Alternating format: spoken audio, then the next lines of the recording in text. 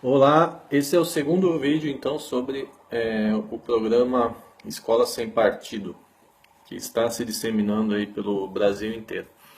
Estamos avaliando aqui o artigo 1º da proposta deles, né? E onde estão expressos aí os 7 princípios, né? Até então, analisamos aí os 3 primeiros, né? Brevemente. E agora vamos partir do quarto princípio, que é o princípio da liberdade de ensinar e aprender.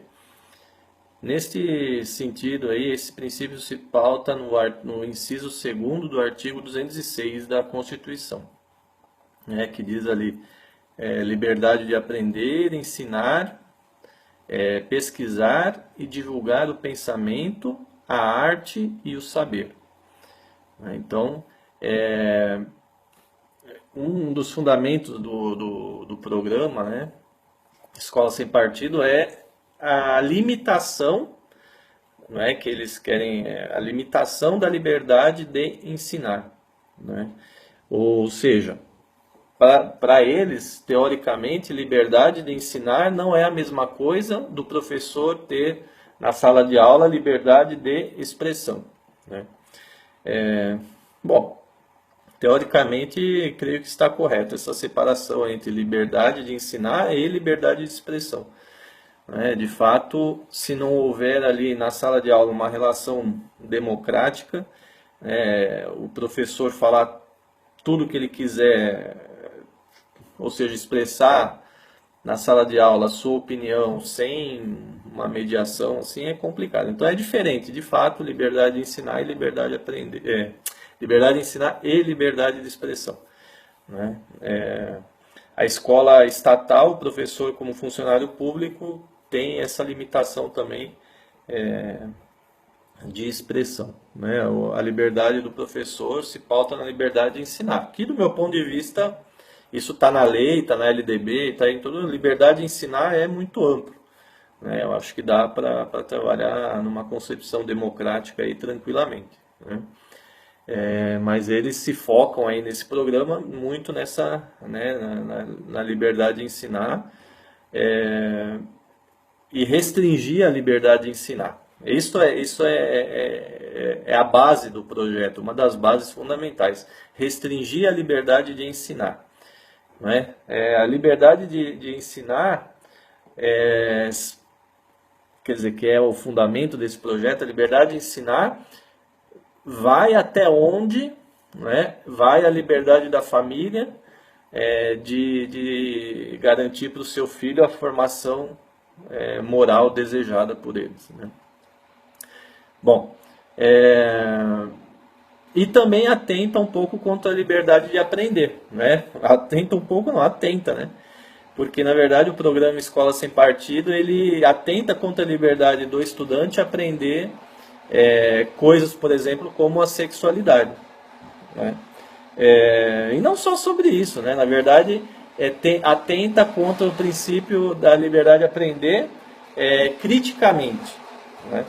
Ou seja, como eles partem do princípio de que, por exemplo, o capitalismo não é um sistema de desigualdade, como para eles não existe classe dominante, como para eles não existe, né, a desigualdade, como para eles o princípio da relação social é o princípio do mérito, né, em que cada um consegue aquilo pelo qual lutou, né, isso está expresso nas falas e tudo, né? Ou seja, quando você deixa de valorizar a crítica radical a essa sociedade, né, em nome de uma neutralidade, né, dos conteúdos, né, é aquela velha neutralidade do jornalismo, né, de que você mostra as duas versões do fato, né, como se a realidade fosse reduzida a duas versões. Você mostra a versão comunista, mas então também mostra a versão capitalista, né? Você mostra a versão dos militares, que é o sonho do Bolsonaro, né? E mostra a versão, né, dos que lutaram pela liberdade democrática. Ou seja, além de tudo uma visão dual do mundo, né? Então, assim, como tende a limitar a liberdade de ensinar, também limita a liberdade de aprender, que é um princípio constitucional. Né? Então, eles querem restringir os conteúdos a serem ensinados.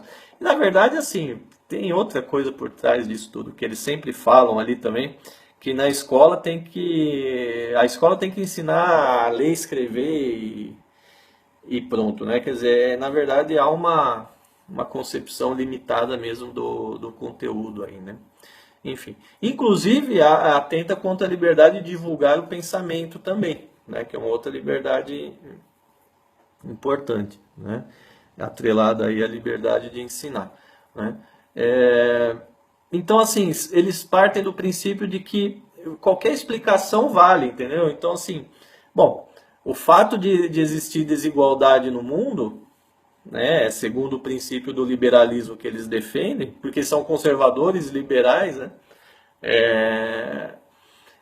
tanto a explicação da desigualdade, ela é tão igual, ela vale tanto do ponto de vista de que o capitalismo é um sistema estruturalmente desigual, quanto do ponto de vista, por exemplo, de que, bom, quem consegue, consegue pelos seus méritos, e quem não consegue é porque, né, não lutou suficientemente por isso.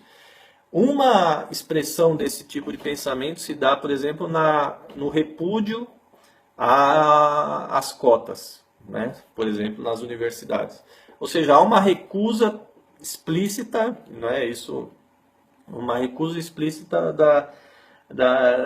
dessas políticas, né? De afirmação, enfim, de luta aí pela igualdade, né? Bom, então, outra questão para a gente, né, pensar, né? Liberdade de aprender, que diz aí o texto, né?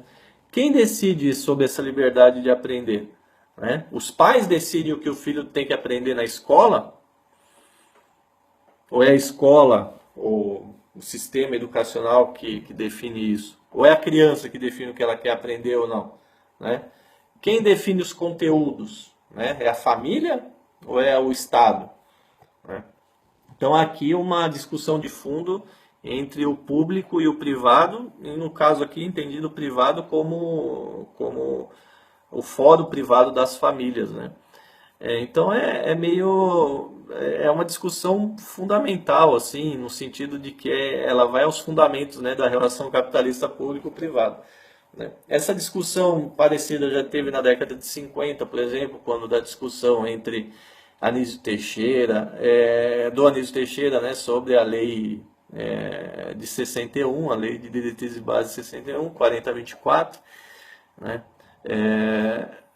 O Anísio Teixeira que defendia, inclusive radicalmente, né, de que todo o dinheiro da educação do Estado deveria ir para a escola pública, né? Que é algo que está hoje relativizado. Muito dinheiro público vai para a escola particular, né? Em várias formas, inclusive na universidade, né? E por outro lado havia a igreja que defendia que a família deveria ter liberdade de escolher a educação dos filhos. E a liberdade da igreja escolher caberia ao Estado financiar a escolha da família. Então é uma luta histórica. Isso também já vem desde a década de 30, por exemplo, que esteve no pano de fundo do Manifesto dos Pioneiros da Educação. Na Espanha, por exemplo, isso é uma discussão que ainda está em vigor hoje, né? Porque aqui na Espanha há uma religião oficial da educação, né? Por acordos internacionais com o Vaticano, a Espanha, o sistema educativo espanhol é obrigado a transmitir valores da Igreja Católica, né? Então, isso ainda não existe no Brasil. Talvez seria o sonho para muitos, assim, né? Mas enfim, uma disputa aqui também, né, grande. Bom, então o caput dessa lei, do artigo 205 da Constituição, diz que a educação nacional será produzida com a colaboração da sociedade, visando o pleno desenvolvimento da pessoa, né? Aí a questão que se coloca é, o valor primordial da educação, então, é o pleno desenvolvimento da pessoa, né? A pergunta é, será que a unilateralidade do pensamento religioso, né, que é o que está por detrás dessa neutralidade, né, do movimento Escola Sem Partido, ela proporciona esse pleno desenvolvimento? É possível se desenvolver plenamente a partir de um princípio unilateral, né? Ou seja, é uma contradição importante nesse sentido, né? Na verdade, o que eles querem não é formar uma pessoa plena, é formar aquilo que antigamente se chamava um homem de bem, né? Que até hoje o Reinaldo de Azevedo, né, que ele gosta de falar, né? O homem de bem. Para nós, homens de bens, aí eles contrapõem homens de bem, ele, e os petistas que não são homens de bem, né? O que ele chama de petralha, né? E aí ele divide a sociedade assim, né? Entre os homens de bem e os petralhas, né? Ou seja, então, estamos num retrocesso ideológico muito grande. Na verdade, nós estamos vivendo a Idade Média de novo. Nós estamos vivendo uma disputa com pessoas que dividem o mundo entre bem e o mal, né? E é isso que está por detrás disso tudo aqui, né? Então, o que eles pretendem de verdade é que a neutralidade política, né, e não o pluralismo político seja o vetor da escola, né? E não somente isso, né, que a escola não possa tocar em temas morais e candentes, né, ou seja, os temas mais polêmicos, né, como o caso da sexualidade e tudo, né? Então, para o criador desse movimento, Miguel Najib, né, o sexo é questão da moral familiar e deveria ser na família decidido e não na escola, né? Aí a pergunta que se faz não é uma pergunta, é uma afirmação, né? O sexo é parte fundamental da vida individual e social, inclusive é parte da vida biológica, né? Do nosso ser biológico, né? Faz parte inclusive da atividade reprodutiva dos seres humanos, né? Então, sendo um tema individual e social, o que o projeto Escola Sem Família, o programa Escola Sem Família faz é tornar o sexo apenas uma questão de fórum íntimo e familiar, né? E retira toda a sociabilidade do sexo, né? Então, sendo o sexo um fato social, né, ele é, portanto, um tema escolar, perfeitamente escolar, né? E com todos os cuidados, né, necessários, dependendo da idade e tudo, sem abusos, sem equívocos que também acontecem, né, mas é um tema perfeitamente tratável na escola, né? E mais, né? Como eles não acreditam na questão de gênero, né, é óbvio que eles não pensam sobre isso e desprezam a violência contra a mulher, né, como Jair Bolsonaro, por exemplo, que só de falar em gênero ele já se remexe na cadeira, e eu estou falando isso porque eu vejo, né, a expressão corporal dele na CPI sobre isso, nas audiências públicas. Eu não estou falando à toa. Toda vez que uma mulher deputada fala de gênero, inclusive ele interrompe, né? É um cara que não aceita a ideia de que existe nada relacionado ao gênero, né? Ou seja, que a mulher é um homem diferente, né? E ponto, né? Para ele é isso, né? E lógico que gay, então, é um ser inferior. Fico pensando quem vota num cara desse, né? Então, enfim. Então, eles não pensam nisso. Eles não pensam, inclusive, que a relação com a sexualidade está por detrás, né? Não só isso, mas também está a sexualidade por trás da violência de gênero, né? Inclusive, o fato de você ter como concepção matricial, familiar, religiosa, a existência única de homem e mulher, né, leva a que os filhos da moral, né, saiam pelas ruas matando ou violentando os gays, por exemplo, né, os travestis. Ou seja, há uma intolerância em relação ao que não é homem e mulher heterossexual e branco, né, porque também, obviamente, que há um racismo aí por trás por trás disso tudo, né? Então, ou seja, o tema da sexualidade é muito maior do que o sexo, né, o ato sexual, né? A sexualidade é um fato social, né? Então eles não pensam nisso. Na verdade, então esse programa Escola Sem Partido é um retrocesso muito grande nesse sentido também, né? Bom, e óbvio que como eles pensam só de forma cristã, né? Obviamente que nunca está previsto aí, por exemplo, no pluralismo, né? Ou na neutralidade, por exemplo, que a religião cristã é só uma. Agora, se o professor, imagina um fato assim, bom, então tá, vamos falar do início da vida, como surgiu a vida na Terra. Pode começar com o criacionismo, tá? Vai lá na Bíblia e tal, explica. Né? Embora eu creio que não deveria ser assim, porque a Bíblia deve ser ensinada na igreja. Né? A escola é o lugar da ciência, é o lugar enfim, de outras, né? De outros tipos de conhecimento. Mas, enfim. Tudo bem, vamos começar do criacionismo. Passamos pelo criacionismo, pelo darwinismo, e aí vamos para todas as outras formas, né, existentes no mundo e que tem aqui no Brasil. Islamismo, né, judaísmo, todas as formas das etnias africanas, latino-americanas, maias. Né? Vamos ver, então, vamos ficar o ano inteiro falando sobre isso, porque a neutralidade não é só falar o criacionismo e o evolucionismo. Não existe só essas duas formas. Existem muitas formas. Né? Mas não, para eles, assim, o máximo que eles conseguem chegar nessa discussão, por exemplo, é criacionismo e evolucionismo. Ponto. Bom, então, né? Se é para ser neutro, né? Então, e do meu ponto de vista, a escola nunca é neutra quando transmite ciência, porque a ciência ela nunca foi neutra, né? Então tá, então se é para ser neutro, vamos discutir a neutralidade, né? E aí é óbvio que eles não vão tolerar que uma aula seja dedicada ao criacionismo e 10 aulas sejam dedicadas às outras formas de origem da vida, né? Então aí também, quer dizer, na verdade há uma incoerência muito, muito grande, né? Então, assim, na verdade, ao não tratar dessas questões, se justifica barbaridades, né? Quer dizer, justifica a violência de gênero, justifica a violência contra os cultos religiosos africanos, né, de origem africana, de matriz africana, né, enfim, como queira.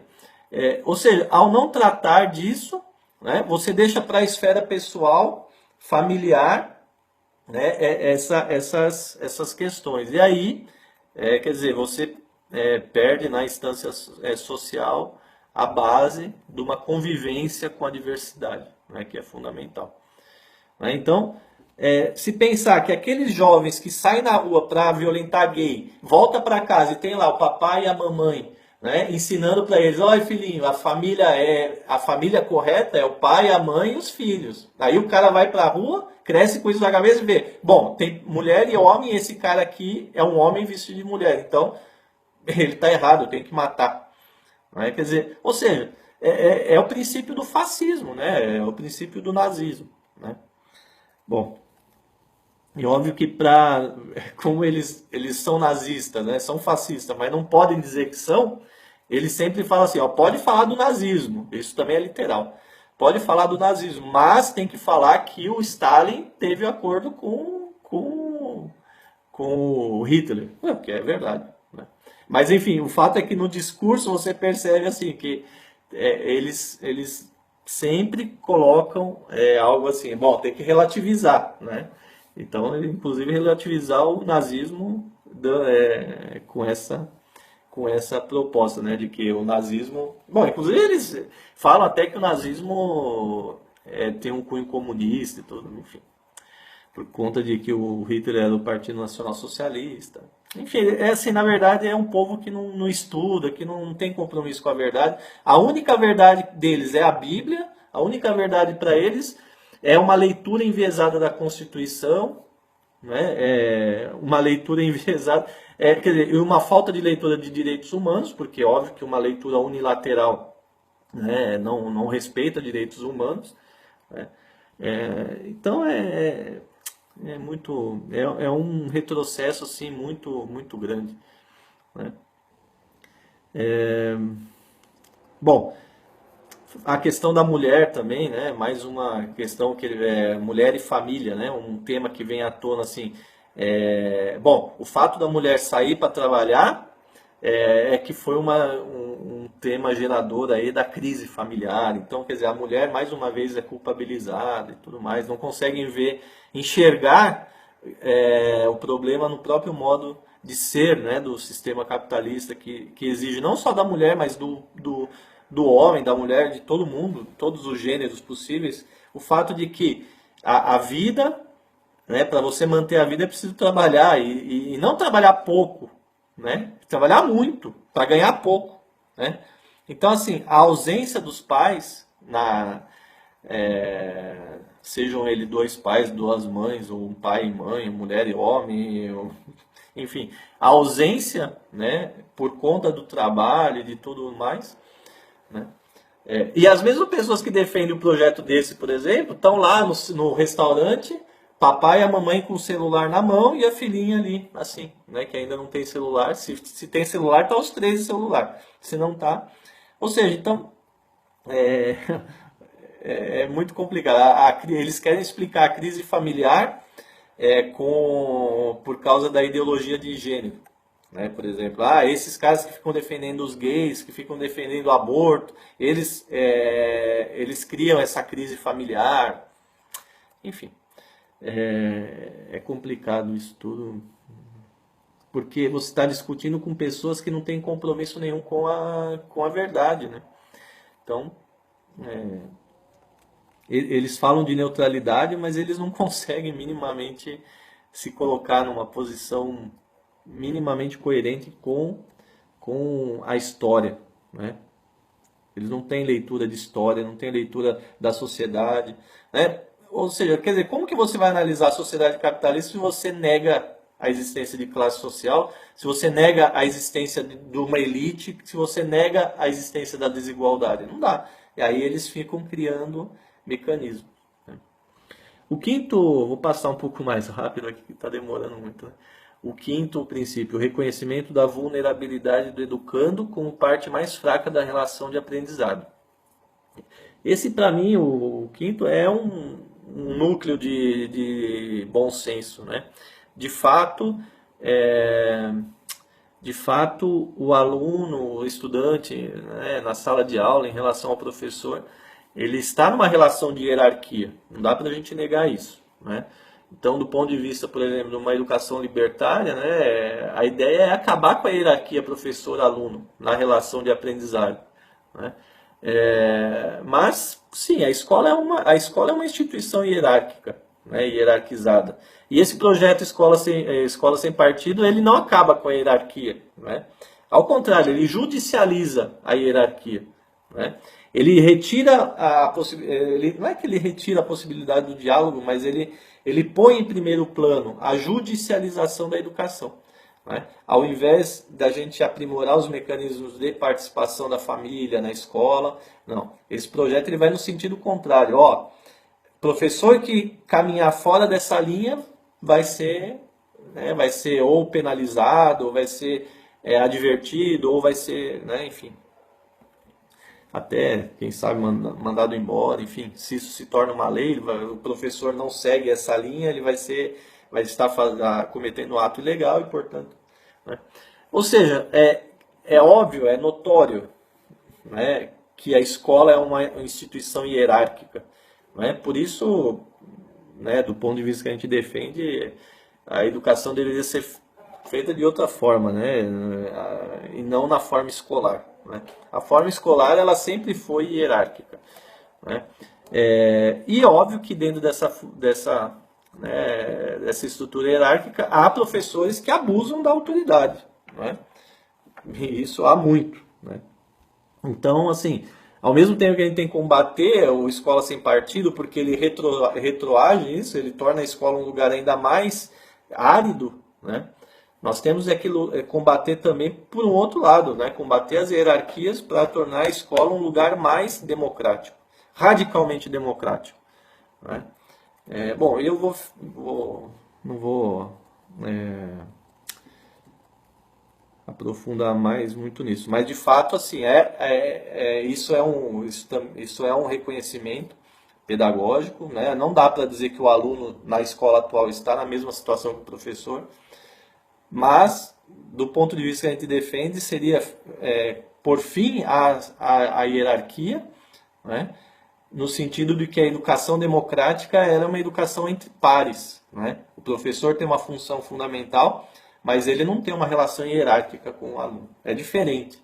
O fato do professor estar ali para transmitir conhecimento não significa necessariamente que ele seja hierarquicamente superior. É outra coisa. Então, combater a escola sem partido é também discutir radicalmente a condição hierarquizada da escola. E aí também, por outro lado, encontra certo, né, obstáculo aí até pelo corporativismo e tudo mais, né? Mas a gente precisa discutir, né? Não pode ter medo dessa discussão, né? O professor democrático não é o professor que impõe a autoridade, né? A única autoridade aceitável na escola é a autoridade do conhecimento. E se realmente o professor tem a autoridade do conhecimento, ele vai ser um parceiro do aluno, ele não vai ser, né, um hierarca, né? Ele não vai usar ele não vai ser autoritário, né? O sexto princípio, então, é a educação e informação do estudante quanto aos direitos compreendidos em sua liberdade de consciência e de crença. Nesse sentido aqui da informação, o projeto prevê colar um cartaz de 70 centímetros, não lembro direito a medida, né, em cada sala de aula mostrando o que o professor pode e o que o professor não pode, né? Então o foco desse projeto, o orgulho desse projeto, né, segundo seu fundador, é essa ideia do cartaz, né? A grande ideia que eles tiveram é colocar um cartaz na sala de aula dizendo o que pode e o que não pode, né? E o cartaz estando ali, a ideia é que os alunos, se detectarem um abuso por parte do professor, falam: professor, tá ali, ó, não pode fazer isso, não pode fazer aquilo e tal, né? Então, de novo, não é que retira a possibilidade, mas desvia o foco, né, da construção democrática para uma construção, né, legalista, judicialista da relação, né? Bom, e lembrar também que o fato do estudante ter a liberdade de crença não significa em nenhum momento que a escola não tenha o dever de ensinar conteúdos que sejam contrários à crença do aluno, né? Isso é um princípio fundamental. A crença a gente alimenta em casa, na escola a gente vai para aprender coisas que podem ser conflitantes com o que a gente aprende em casa. Isso é saudável, né? Só o fascismo, né, só as formas de fascismo à direita e à esquerda não gostam do contraditório, né? Então, a coisa mais saudável é você aprender na escola. Eu lembro de um caso particular meu, assim, né? Quando eu comecei a aprender sobre a reforma, eu chegava em casa e discutia com a minha avó, que era super católica, assim, né? E eu acho que essa é uma questão importante, né? Assim, que na escola a gente aprenda coisas diferentes do que a gente aprende em casa. E não só diferentes, mas também contraditórias, né? Então, o pleno desenvolvimento do ser humano não é possível dentro de uma unilateralidade. Mas, escola sem partido propõe isso de fato. Ou seja, que não haja contradição alguma entre o que se ensina na escola e o que se aprende em casa, né? Então, é lamentável, né, que se tenha chegado a um grau de ignorância sobre o que é educação, né, enfim. Ou o que é a sociedade, o que é o mundo, né? Na verdade, é uma forma de retroceder mesmo, né, no tempo aí. É interessante até um ato falho do fundador, assim, né, do Escola Sem Partido. Ele sempre fala assim: quem foi, isso ele fala em vários momentos, em vários lugares diferentes, quem foi na escola nos últimos 30 anos sabe bem do que eu estou falando. Ou seja, dos últimos 30 anos, se a gente fizer 85, né, 95, 2005, 2015, 30 anos. Ou seja, quem veio na escola depois da democracia sabe o que é doutrinação, né? Esse é um ato falho. Ou seja, quem veio antes, então, a escola de antes de 85 não era assim, né? Ou seja, É um ato falho, mas não é um ato falho, porque ele repete a todo momento. Ou seja, a escola boa para ele é a escola antes de 85, né? Ou seja, a escola da ditadura. Né? Ali não havia doutrinação. Né? Enfim, então assim, é muito absurdo, assim, sabe? É, o, como eles mesmos dizem, né? O programa Escola Sem Partido ele não cria nada novo, a não ser o cartaz para colocar na sala de aula. Né? Então, assim, essa lei, de fato, ela não é uma lei necessária. Tudo que precisa para tornar a escola democrática e para discutir e até punir abusos já existe na legislação. Né? Ao sintetizar tudo isso nesse tipo de lei, né, que não tem só né, não tem só o sentido de recopilar o que já existe, mas sim de travar a escola no sentido da formação para a diversidade, né, porque eles negam a diversidade social. Ao travar tudo isso, né, a gente retroage a antes de 30 anos atrás, que é o sonho do fundador aí, né? Bom, é interessante também quando o Bolsonaro fala e o fundador do Escola Sem Partido bate palma e tudo, ou seja, há ali uma sintonia, né?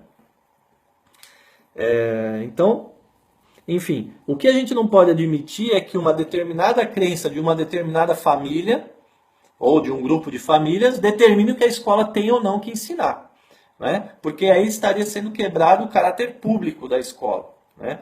Ou seja, a escola seria nada mais, nada menos do que uma extensão da família, né? Mas só que quando se fala de família, se pensa num tipo de família. Pai, homem, heterossexual e branco de preferência, né? Pai e mãe, mulher, heterossexual e de preferência branco, com um ou dois filhos, né? Ou seja, aquela família perfeita, né? Ou seja, que se nega, né, a ideia de outros tipos de família, que se nega outros tipos de sexualidade, de outros tipos de relação e uniformiza, né? Quer dizer, quando fala de moral, pensa na moral cristã, né? E repito, não qualquer moral cristã, uma moral cristã conservadora, porque existem grupos cristãos mais avançados aí, né? Então quebra com isso o caráter público da escola, né? E o seu caráter como instituição estatal, que, portanto, sendo estatal, necessariamente é plural, né? E é laica, né? Porque o Estado é laico. O Estado não é neutro, ele é laico, né? Ou seja, a religião não faz parte do Estado, né? No sentido do Estado estrito, né? Enfim, lógico que as igrejas estão na sociedade, né? Bom, se a gente pensar a concepção de Estado como Gramsci, por exemplo, né? O Estado ampliado, né? A sociedade civil, a sociedade política, óbvio que está ali a religião, mas não é nesse sentido, né, que isso está falando. Bom, então caberá à família, do meu ponto de vista, caberá à família dialogar com seus filhos sobre as questões discutidas na escola, né? Veja que bacana, assim, o professor está ensinando, né?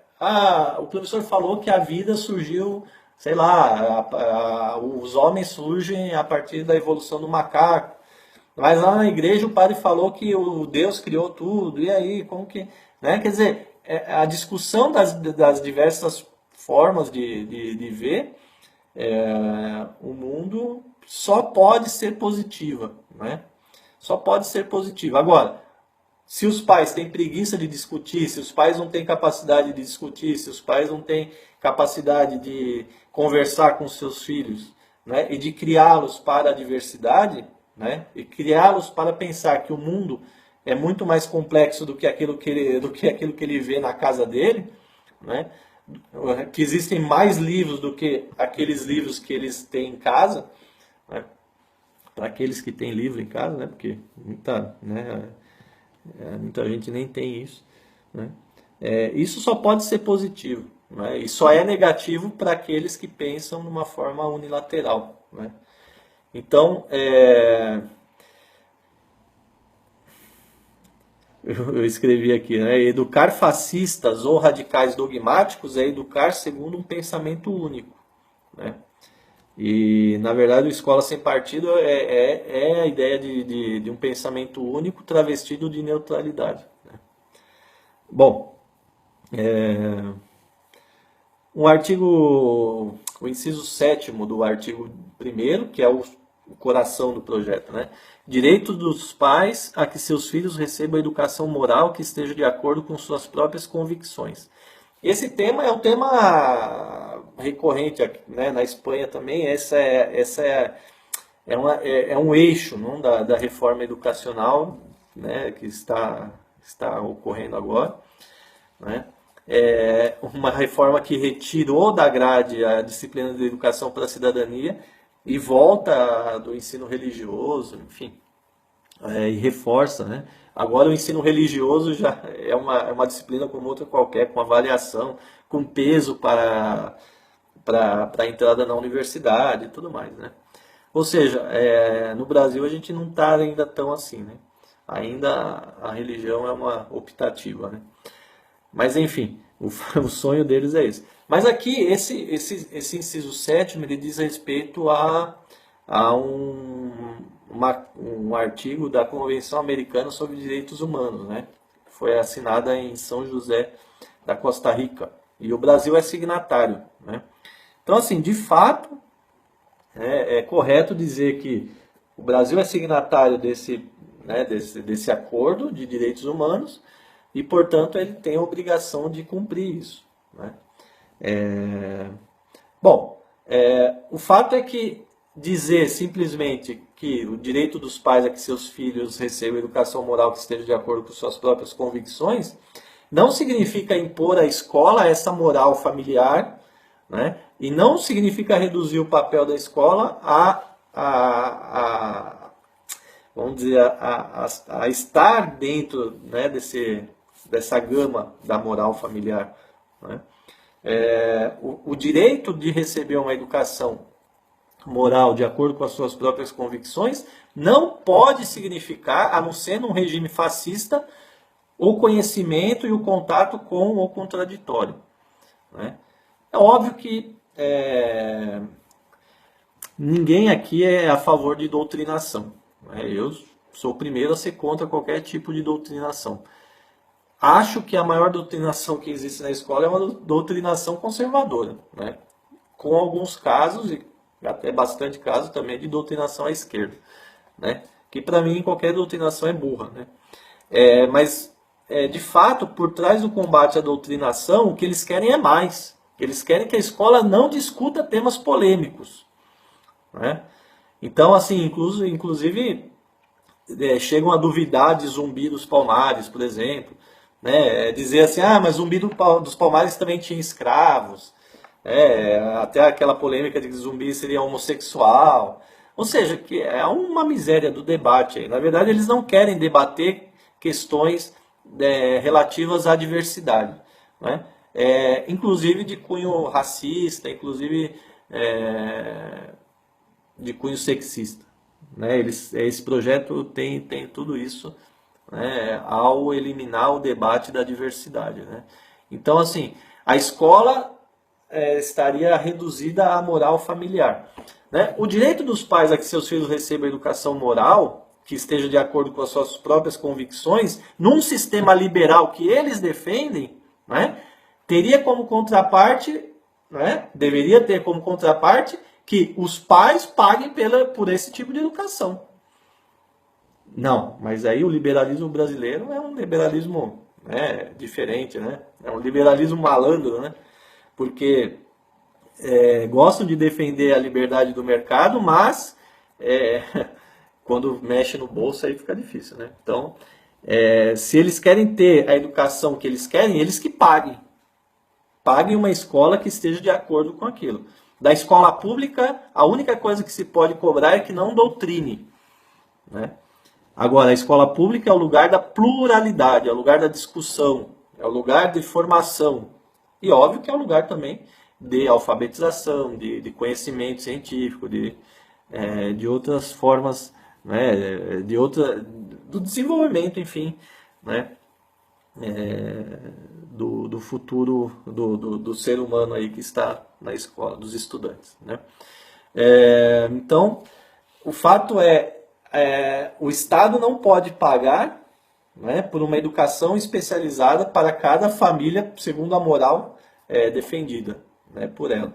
Então, quantas morais cristãs nós temos, né, entre a moral cristã católica e a moral cristã evangélica? E dentro dessas evangélicas, quantas morais diferentes? E dentro e fora das igrejas, quantas morais diferentes? Temos espírita, temos islâmicos, temos toda a gama de religiões africanas. Ou seja, por isso que quando nós falamos de família, de gente adulta educando gente pequena, né, os pequenos, né, nós estamos falando de adultos que sejam responsáveis, que tenham maturidade para discutir com seus filhos, para conversar com eles sobre a diversidade. Esse projeto ele tira da família, inclusive, a inteligência, né? Ou seja, parte do princípio de que os pais não podem conversar com os filhos sobre as coisas, né? E passam para os professores essa responsabilidade. O professor tem que ensinar aquilo que os pais querem que ensine. Ou seja, é um absurdo de cabo a rabo, né? Há uma leitura enviesada do princípio aqui, do direito dos pais a que os filhos recebam educação moral, né? Ou seja, eles a todo momento defendem o capitalismo, né? Então eles deveriam defender o princípio assim, ó, se eu quero que meu filho tenha esse tipo de educação, eu vou enviá-lo para uma escola particular que tenha esse tipo de formação como projeto político-pedagógico. Mas óbvio que não, né? Óbvio que não. Óbvio que os liberais brasileiros eles se apoiam no Estado, né? Como sempre foi, né? Então, o liberalismo brasileiro é diferente, né? Talvez o sonho dele seria como acontece aqui na Espanha, né? Que boa parte do dinheiro público vai para pagar a escola particular, né? Então, o Estado mantém as chamadas escolas concertadas, né? Que são escolas particulares no sentido do projeto pedagógico, que o Estado financia e ela educa, né? E aí pode educar conforme, né? A maioria das escolas que o Estado paga como concertadas são escolas católicas, né? Então o Estado paga para essa escola educar as crianças, né? Adolescentes. Talvez seja esse o sonho, né? De que sempre foi, na verdade, se a gente pegar a discussão da década de 30, da década de 50, a polêmica histórica entre católicos e não católicos na educação, é isso, né? O sonho é esse, de que o orçamento público da educação possa bancar escolas diferenciadas, né? Com moralidades diferentes, tal, né? Enfim, esse talvez seja o sonho. Então, assim, queria aqui terminar dizendo que tem muito mais coisa para pensar e tem muitos outros artigos, né, para falar e expressar o meu repúdio, né, por tudo que eu falei até agora a esse tipo de proposta. Também demonstrar meu repúdio a toda forma de doutrinação onde ela ocorra, né, e dizer que a luta contra a doutrinação não pode ser uma luta que leve ao retrocesso, né, da escola que a gente conquistou, né, até hoje, né? Então, essa lei não é necessária, essa lei é um retrocesso, né? É preciso mudar a escola, é preciso revolucionar a escola, e talvez aí nem mais chamaria escola, né? É preciso pensar em formas de educação radicalmente democráticas, não hierárquicas, né? Pautada na parceria entre adultos e jovens e crianças, né? E não na hierarquia, né? E esse projeto, então, é um passo atrás nesse sentido. Então, não a escola sem partido. Não a um projeto que se diz sem partido, mas que de fato tem partido.